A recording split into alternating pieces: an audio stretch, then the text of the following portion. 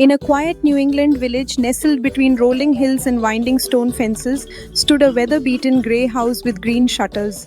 Smoke curled gently from its chimney in the winter, and hollyhocks, a riot of pinks and purples, grew along its garden fence in the summer. The house had weathered countless seasons, its clapboard siding bearing the silver grey patina of age and weather, yet it stood sturdy and welcoming, as if it had grown from the very earth itself. In that house lived Hannah Whitcomb, a 10-year-old girl with wide, curious eyes, the color of autumn chestnuts, and chestnut brown hair that always seemed to catch the sun. She had a spirit as free as the sparrows that nested in the eaves, and her days were a blur of exploration, climbing the sturdy oak in the front yard whose branches reached almost to her bedroom window, wading barefoot in the cold creek that wound behind their property like a silver ribbon, and listening to the whispers of the wind as it carried secrets over the hills. Her pockets were always filled with treasures, smooth stones from the creek bed, acorns for the squirrels, and pressed flowers between the pages of her worn copy of Little Women. She lived with her grandmother, Mrs. Whitcomb, a woman of strong, calloused hands and a gentle, knowing heart. Mrs. Whitcomb's face was a map of her years, etched with the lines of laughter and worry, and her voice held the same comforting warmth as the fire crackling on the hearth. Her grey hair was always pinned back in a neat bun, and she wore aprons that smelled of cinnamon and fresh bread. She had raised Hannah since she was barely 3, after Hannah's parents died in a carriage accident during a fierce winter storm. Though the tragedy had carved deep lines of sorrow around her eyes, Mrs. Whitcomb's love for Hannah burned bright and steady, warming every corner of their modest home. Life in the village was simple: fields to plow, wood to split, bread to bake, a rhythm as old and reliable as the changing seasons. The villagers knew each other by name and deed, sharing sorrows and joys with equal measure. Mrs. Whitcomb sold her preserves and baked goods at the village market every Saturday, and Hannah often accompanied her, delighting in the bustle of neighbors catching up on the week's news. But among these daily rituals, Mrs. Whitcomb carried one tradition she prized above all. Each evening, when dusk painted the sky in shades of bruised violet and deep navy, a candle must be placed in the window. Light, Hannah, her grandmother often said, her fingers a blur of motion as she kneaded dough for the next day's bread, flour dusting her forearms like snow, is more than what we see. It is a promise of welcome, a sign of kindness, and a guide to those who have lost their way. My grandmother did this before me, and her grandmother before her. It's a chain of light that must never be broken.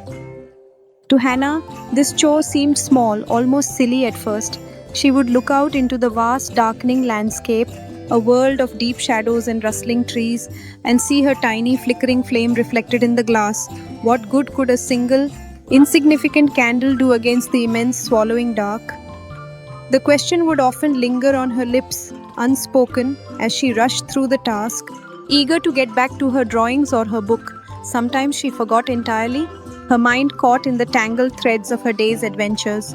A particularly exciting chapter, a new bird's nest discovered, or a game of tag with the village children that had stretched past supper time, and her grandmother would quietly light the candle herself, a silent reminder of its importance. Other times, Hannah wondered why it mattered when no one seemed to notice, when the road below lay empty and still, save for the occasional fox or deer that wandered across in the moonlight.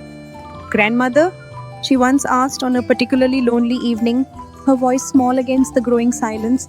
"Why keep a candle burning when the night is so wide and the world so dark? Who's even out there to see it?" Her grandmother paused from mending a worn quilt, one of many she had stitched over the years, her needle poised in midair.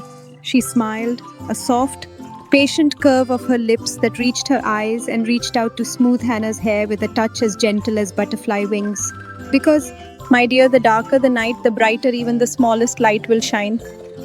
We may not see who needs our light, but that doesn't mean they aren't there.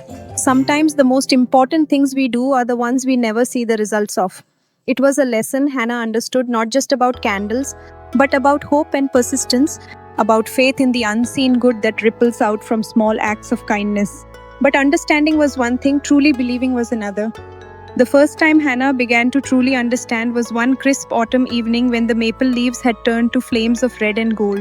The air was sharp with the scent of wood smoke and decaying leaves, and the first frost had painted delicate crystals on the window panes that morning. A traveling peddler, a gaunt man with a weary stoop and a pack full of trinkets, ribbons and buttons, small mirrors and carved wooden toys, lost his way on the crooked road that wound through the hills like a lazy snake.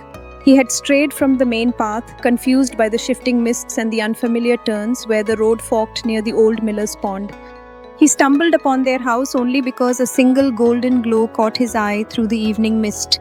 It was Hannah's candle, a beacon of warmth in the encroaching cold, standing faithful in its pewter holder on the windowsill.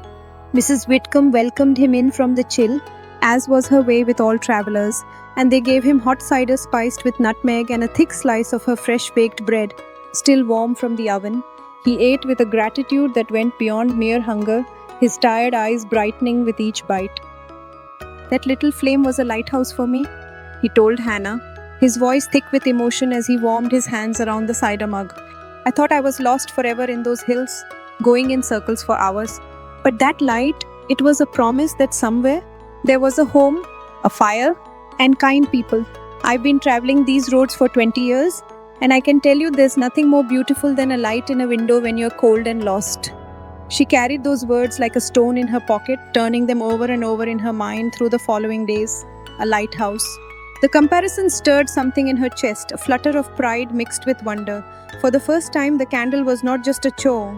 It was a connection, a link in an unseen chain of human kindness. The feeling settled deep within her, a warm and unfamiliar sense of purpose that made her stand a little taller when she lit the candle each evening. Winter came hard and unyielding. The wind clawed at the shutters with icy fingers, a mournful, hungry sound that seemed to seep through every crack and crevice, and the snow buried the fences, transforming the familiar landscape into a blank, white canvas. The village seemed to hold its breath under the weight of the season, and even the heartiest souls ventured out only when necessary. Still, Hannah placed the candle faithfully each night, watching as the flame seemed to shiver and dance, a tiny defiant spark against the cold. The ritual had become sacred to her now, a moment of quiet reflection at the end of each day. But doubt, like the whispered wind, still managed to find its way into her heart during the longest, darkest nights. The world outside seemed so vast and indifferent, and sometimes the howling wind made the house feel like a tiny island in an ocean of darkness. Does this truly matter? She would wonder, her breath fogging the cold pane of glass as she watched the meager glow, barely visible beyond the frost patterns that decorated the window like delicate ferns. Then one night in the depths of February, the fiercest blizzard in years swept down from the mountains. The wind howled like a chorus of wolves, a deep and terrifying sound that shook the very foundations of their old house and sent the shutters rattling like chattering teeth. The snow was blinding, a thick swirling curtain that erased the world outside the window, making it impossible to see even the familiar oak tree in their yard. Hannah, her small body shivering despite the wool shawl wrapped around her shoulders and the thick socks her grandmother had knitted, lit the candle with extra care. Its glow looked small, fragile, almost swallowed by the storm that raged beyond the glass. The storm outside was a physical presence, a monstrous entity that seemed intent on consuming every scrap of light and sound, turning the world into a howling void.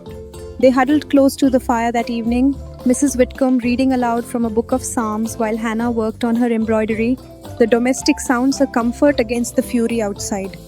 The candle flickered bravely in the window, sometimes seeming to bend almost horizontal in the drafts that found their way through the old house's defenses but never going out. Hours later, well past their usual bedtime, a pounding knock rattled their door, a sound so unexpected and desperate it made them both jump. The knock came again, weaker this time, as if whoever was outside was losing strength. When Mrs. Whitcomb cautiously opened the door, a half-frozen man collapsed across the threshold, his face a mask of frost, his eyebrows and mustache white with ice, his clothes stiff and crackling, his lips were blue, and his hands shook so violently he could barely speak. They pulled him inside immediately, Mrs. Whitcomb's nurturing instincts taking over as they guided him to the chair nearest the fire. His horse had stumbled in the snow and gone lame miles back on the mountain road, he managed to explain through chattering teeth, and he had been forced to abandon his saddle and supplies to walk for help. He had wandered the woods for hours, disoriented by the storm, the familiar landmarks erased by the blinding snow, certain he would die lost in the wilderness, becoming just another winter tragedy. "The only thing that saved me?" he gasped, his teeth chattering uncontrollably as Hannah and her grandmother wrapped him in thick blankets, and pressed a mug of hot broth into his shaking hands. Was that faint glow from your window?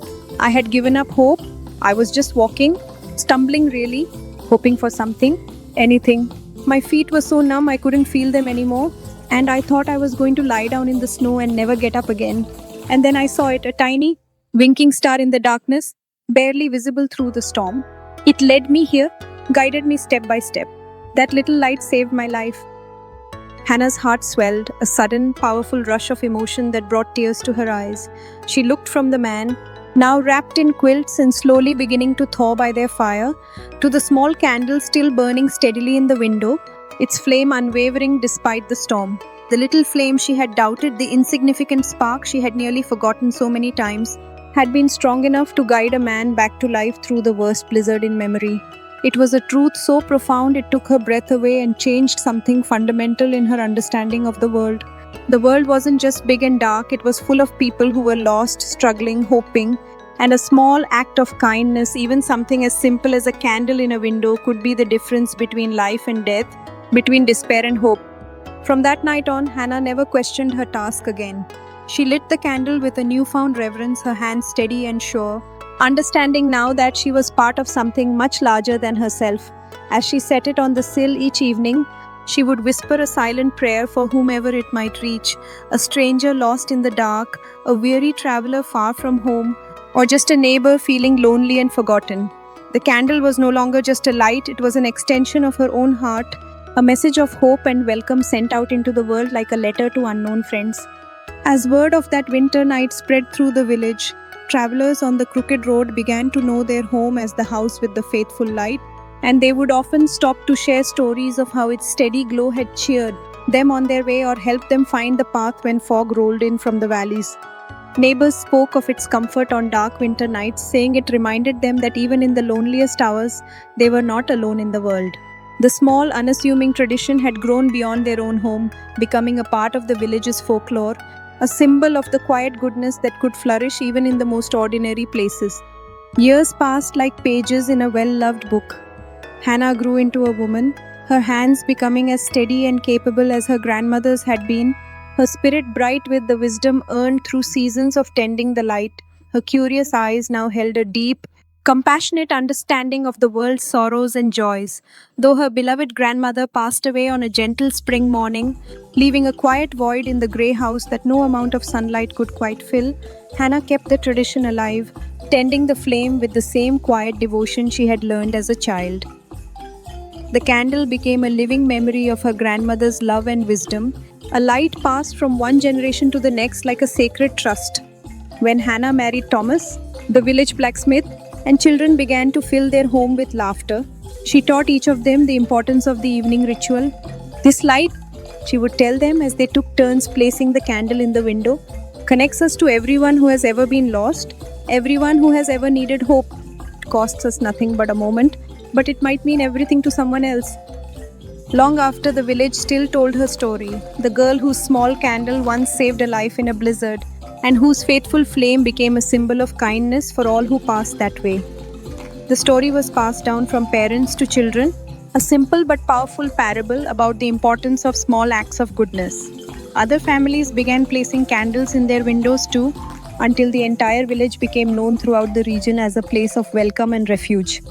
And so it was remembered, no act of kindness is ever too small, no gesture of hope ever insignificant. Just as Hannah's candle guided the lost through storm and darkness, a gentle word, a helping hand, a smile to a stranger, or a spark of hope shared with someone in despair can light the way for those who need it most.